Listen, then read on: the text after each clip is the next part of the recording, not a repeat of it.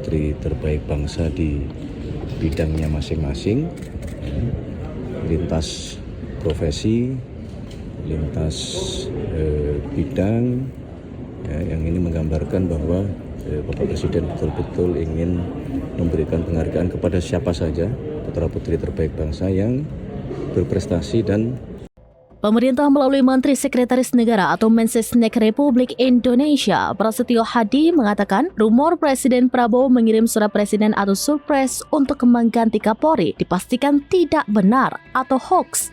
Pendiri Haidar Alwi Institute, R. Haidar Alwi menyebut isu pergantian Kapolri yang terus dipaksakan ibarat asap hitam yang sengaja ditebarkan untuk menutupi langit jernih kebenaran. Namun entah kenapa masih ada segelintir pihak yang terus meniupkan api gosip. Seolah-olah bangsa ini hanyalah panggung sandiwara tanpa batas. Padahal Polri sedang memikul tanggung jawab besar menjaga keamanan pasca kerusuhan, melindungi rakyat, menegakkan hukum dan berdiri sebagai garda terdepan negara. Ia mempertanyakan maksud menyebarkan isu pergantian Kapolri di tengah situasi saat ini.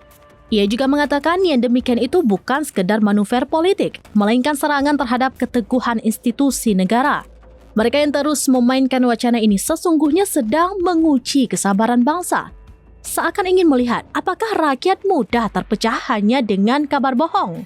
Sikap tegas Istana dan DPR adalah palu terakhir yang mematahkan prinsipnya. Tidak ada pergantian, tidak ada rencana tersembunyi, tidak ada intrik yang dibisikkan di balik layar. Semua itu hanyalah bayangan yang diciptakan untuk menakut-nakuti. Menurutnya, bangsa ini sudah kenyang dengan fitnah, sudah muak dengan rumor. Yang dibutuhkan hari ini bukanlah wacana kosong, melainkan kepastian, rasa aman, dan kepemimpinan yang tidak terganggu oleh isu remeh. Jika isu ini tidak segera dihentikan, maka yang terbakar bukan hanya marwah Polri, melainkan juga kepercayaan rakyat terhadap negara. Dan ketika kepercayaan itu hancur, runtuhnya bukan hanya satu institusi, tetapi sendi-sendi kebangsaan kita.